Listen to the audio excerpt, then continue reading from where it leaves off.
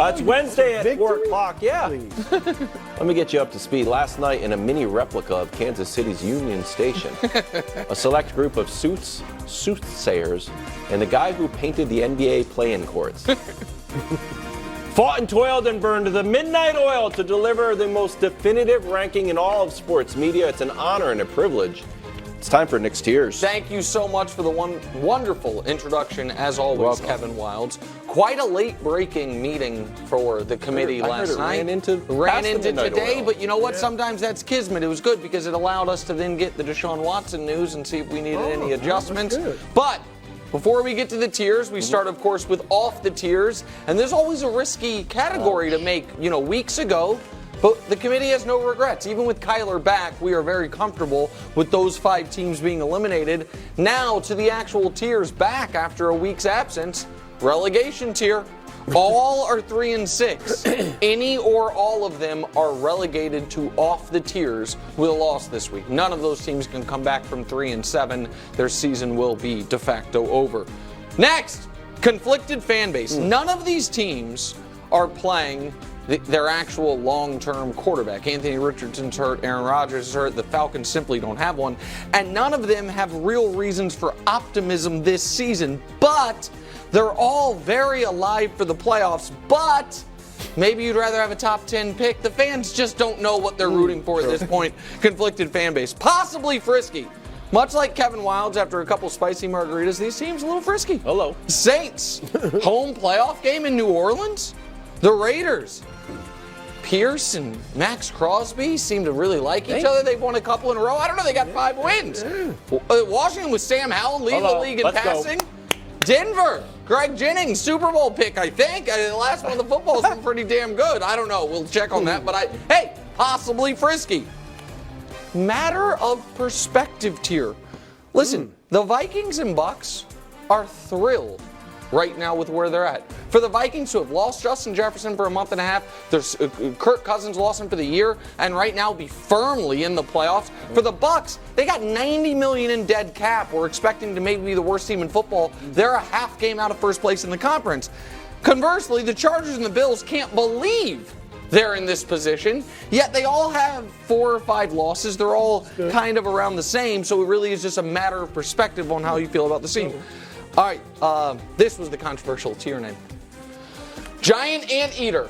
All right, so what do we mean? Can we show the committee and America what that looks like? You might say, look at that cuddly, wonderful creature. Oh, not quite. No. You might look not scary, but look at those 4 to 5 inch claws known to disembowel humans despite not being able to see or hear. Incredibly dangerous. Wow. Did not so know now that. go, it's especially true. to ants. Oh, too. yeah. Holy cow. Why is these 4 teams, any of these teams, you're going to see them in the playoffs. You're going to be like, the Jags. The Dolphins, they can't beat anyone. The Seahawks, we saw them get blown out last year. The Texans, rookie coach, quarterback. These teams can absolutely disembowel a team in round 1 of the playoffs. Wow. These teams absolutely can send someone home that was way overconfident, got a little too close, tried to pet him on the head. Not going to work. Next. Wow. AFC North. This is like the NFC South situation, but the opposite. Yeah. We're impressed by all these teams. We like all of these teams. We think even though the 2 middle teams right now have disastrous quarterback situations, that they are very alive for potential deep playoff runs, and the 2 teams on the edge have, arguable MVP level quarterbacks to go along with good overall teams. We're impressed by every team in this division. Excellent with a caveat. These are just unabashedly excellent teams, but hard to fully take the plunge with the Cowboys because of how they have struggled with one of their contemporaries in the conference, San Francisco. Can't fully take the plunge with the Niners because of the questions, even if Brew tries to pretend he doesn't have them, about Brock Purdy. And hard to take the plunge with the Lions despite the fact that they have just been excellent for 14 straight months now because of the, 40-year history of the team. But they are, by any metric, by offense, defense, however you look at it, excellent teams. Top 2. Chiefs-esque. Wow. Just finding ways to win. Laser focused. Yes. Frustratingly efficient. Yeah. They can play a C-level game and win. Yeah. In fact, team being picked at for wins more than other teams get picked at for losses. Remind you of course, the team atop the tiers, inevitable. The Chiefs. You know what really defines the inevitability of the Chiefs? You know the best week of the year for the Chiefs was? They didn't even play. Hey, who leads the AFC North? Baltimore, they lose. Who leads the South? Jacksonville, they lost. Who's a team you've had to beat in the playoffs last few years? Buffalo, they lose. Yeah. Cincinnati, did they lose? And the other team in your division that matters, the Chargers, they lose. The Chiefs had their best week of the year while kicking up their feet either in Kansas City or Buenos Aires, wherever they wanted to be. And that, Greg Jennings, is the committee's tiers, which, if you're honest, pretty good. Once again, pretty close to perfect. I'm not mad at the tiers. Thank you. I'm not mad at the tiers. I'm going to highlight, you kind of alluded to it. What? I like that. Possibly Frisky. Oh, your Look Super Bowl all the pick? way to the, not my Super Bowl pick. Oh, check the tape. I'm not sure. Dark Horse. Super Dark Bowl horse. Oh, sorry. But, speaking of horses, Oh. Broncos, man. Them bucking Broncos. They're making I don't even need you to move them up anywhere. Just slide them over in front of the Commanders. Well, it's not left to right. I know, Well, but it kind of is left to right. That's kind of how you do it. Secretly, I talked to the committee. I've been on the committee. I know the got inside talk. sources in Trust there. me. But just snuggle up right next to those Raiders and let them know we're coming. We are coming. When you look at this offense, they're trying to figure it out. Doesn't mean that they figured it out, but these over the last 3 games, this win streak, it is real. You see what this offense is looking like, that Russian attack. It's leading this offense. Russell Wilson, I need you to be a little bit better. You're not turning the ball over. Love that.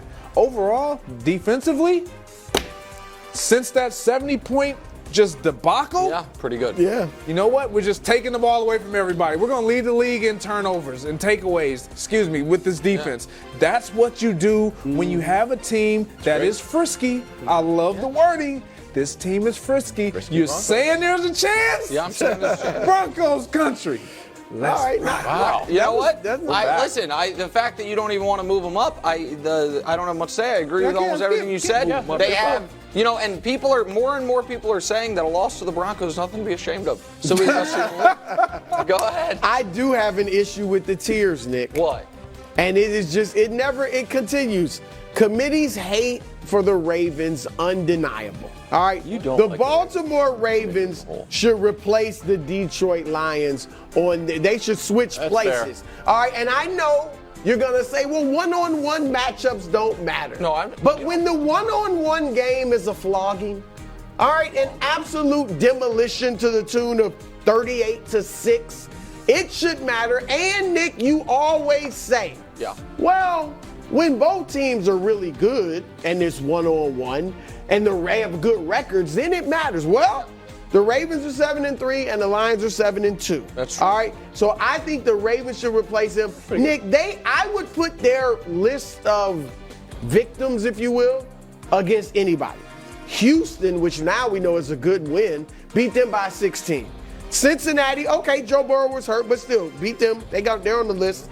Cleveland beat them by 23. They also lost to them, right? 1-1, but still beat them by 23.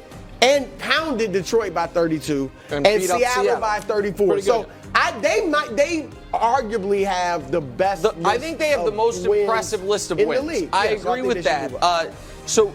And your point about they're both having 7 wins and the Ravens annihilated them. Here is my, 2-level concern for the Ravens. One is, it is at this point, I think Lamar is 19-1 against the NFC in his career, which is a great sign if they were to make the Super Bowl. Which is that if you do not regularly or even, once a year get a chance to play Lamar in that Ravens offense, you just don't know what to do with it. And they have shown the ability to beat up on 2 teams that I like a lot in Detroit and Seattle. And if they were to play again, I probably would like the Ravens in that spot, that specific head-to-head matchup. But I think the Lions in totality are the better and more consistent team. So if we were to get a Lions-Ravens Super Bowl, I'd probably be with you, Brew, and picking the Ravens. But I think the Lions are the better team. Roundabout way of saying, You're right. Also, I got to tell you one other thing. Yeah. I don't know if we can show the tiers.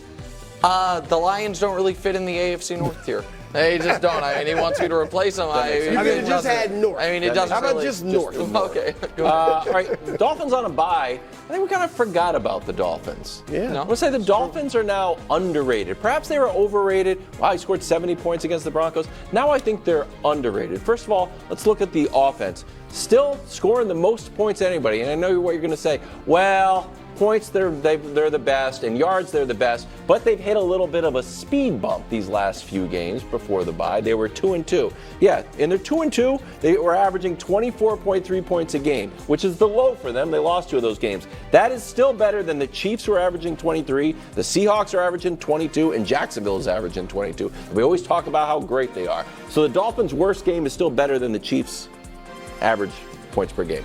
Then we've got Tua. Again, underrated just because he was flying high, talking about, man, he should be the MVP. Now he kind of came down to earth, but now post-bye, and we can look at the schedule that for the next 6 games are at home. He's going to start cooking again. And those opponents that they play, none of them good except the Cowboys and the Ravens. Bills, are you guys going to be good anymore? We thought that was going to be like for the AFC East, and now it feels like that might just be another game. So I'm okay where the Dolphins are, but I want to prime the pump that the Dolphins are set to take off. Okay, so I understand that, and I do think the Dolphins are probably about to go on a nice little run. It won't change what I think about them overall. Brew, what do the Dolphins like to do when things get tough? Put the tears back up, if we could. Break dance. They want to break dance. Yeah. They don't want to. And they don't want to fight. They want to break dance. And if we could show the teams above them real quick, you know what you have above them? 9 teams that will punch you in your damn mouth. Yeah. Every team in the AFC North, the Niners and the Cowboys defense. Dan Campbell doesn't have a great defense, but they're out there biting kneecaps while you're trying to, dance. And then the Eagles and the Chiefs, obviously excellent defenses. So for those reasons, I can't put the Dolphins quite on that level with them. Right, Brew makes a point. I mean, listen, they're out here, they wanna, beatboxing. They want to do all that stuff. I mean, What they want to do, Brew? y'all didn't know I used to get that on. It's Aaron Rodgers coming back next. It's a great take. Thanks for watching. Subscribe here to get more from the show and to check out clips from other shows on FS1.